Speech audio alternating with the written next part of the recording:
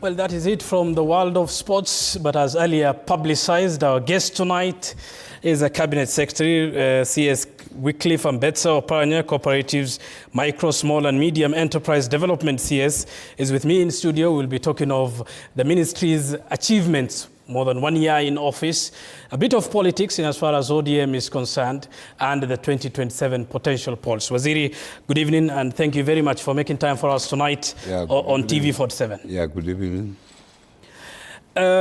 Wycliffe Ambetsa Oparanya, in July of last year, you were nominated as a Cabinet Secretary by the then Kenya Kwanza government. In August 4th, you were approved by Parliament. On August 8th, you were sworn into office. It's nearly more than a year now.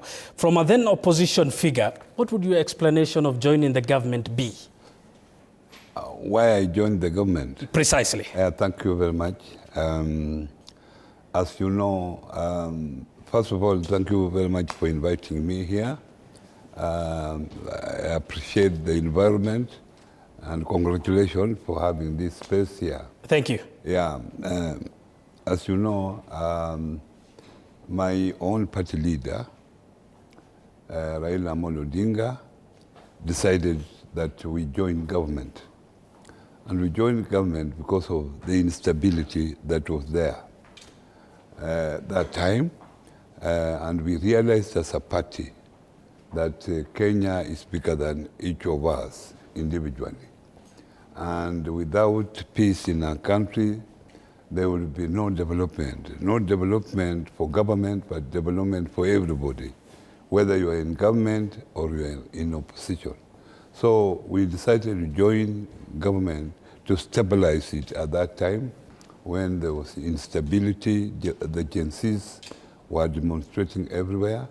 And I think since we joined government, there has been stability, there has been peace. And we'll come to what you have achieved since you joined government. But just on the question of why you joined government, you say our party leader, in reference to Raila Odinga, yes, decided to join the government. Yes.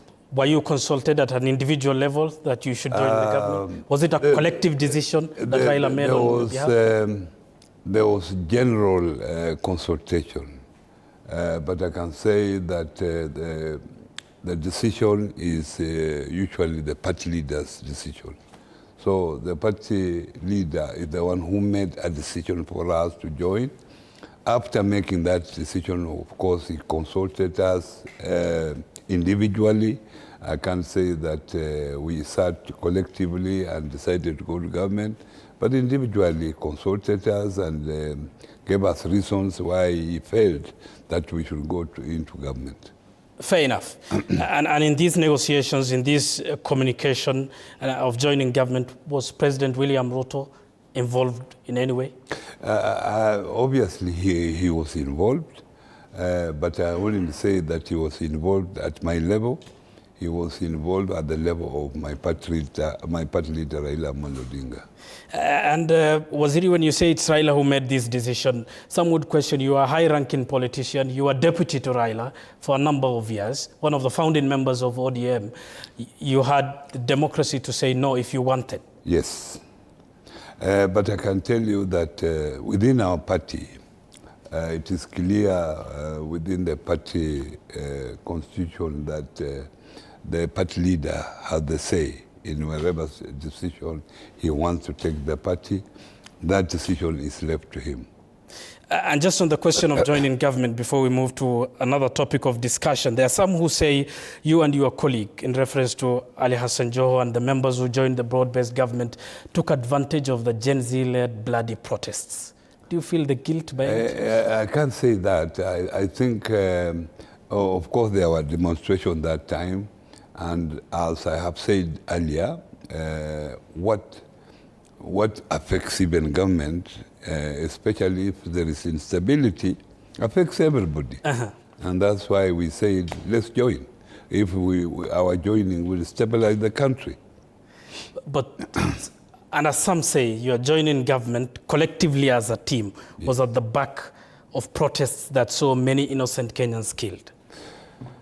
That would be one of the reasons at that time when we were joining the government. And was it a right reason to have joined the government? I think I would say that it was the right decision that time because it stabilized the government. Yes. And and your colleagues and you yourself have talked of stabilizing the government. What exactly do you mean by stabilizing the government? There is now that ODM has brought. What do you think ODM members have brought to? You can see now there is peace in the country. Fair enough. That time there was a lot of politicking. My party leader, Raila Amolo Odinga, was the main opposition leader then. He says he's still the opposition leader. He was the main opposition leader. He was the main one leading us. Demonstrations, we were there. But since he decided to work together with Ruto, things have calmed down, and I think we are now busy developing the country. And we'll come specifically to your ministry. We'll talk of the Nyota project, which is a flagship project. Thank you. And we'll talk of Hustler Fund. Thank you. But just on the question of joining government, there are some ODM members who say ODM is not in government. Others say ODM is in government. You resigned as the deputy party leader, but I assume you are an ODM member. I am ODM member. Is ODM in government? It is only that I'm not an official as required by the Constitution. I can't be an official of a party if I'm in the executive, but I'm a member of ODM. And is ODM in government? ODM is in government. Fair enough. It's more than a year, Waziri, since you took the helm of the cooperative micro, small and medium enterprise development ministry. What would you say is the success so far? As I took over this ministry, the ministry, first of all, has two state departments. The State Department for Cooperatives, led by a PS, and also State Department of MSME, also MSME Development, led by a PS. So when I joined, the most critical issue at that time, you remember, Cusco had just gone down. Metropolitan, they are one of the biggest circles in this country, had already gone down. Apia Sacco was struggling. So one of the issues that I looked at in the Sacco sector is to look at this institution that was struggling and establish why they were struggling. And one of the issues that I found out is actual governance. And because of governance weaknesses, we had to look at the necessary legal framework that we could undertake to make sure that we sort out some of these problems. And one of the steps was to ensure that there was a cooperative bill that time was being discussed. We had already got public participation adequately throughout the country, and we felt that this bill should go before the National Assembly. The bill has taken several years. It has been on the floor of the House. The period of the Parliament expires. When a new Parliament comes in, it is brought back and so forth.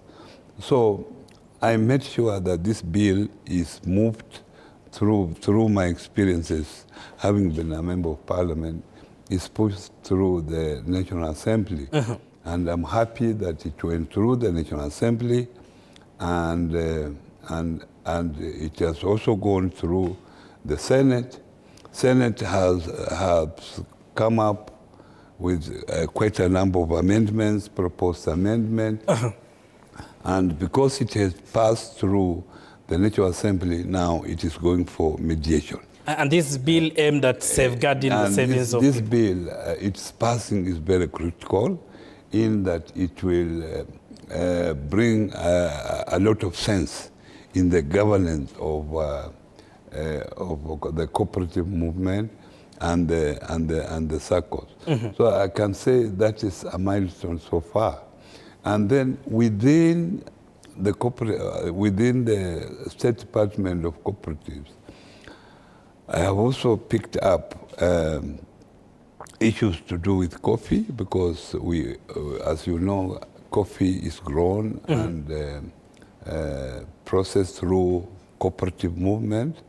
I have really had over 25 stakeholders meetings with coffee farmers and potential coffee farmers. I've gone to over 21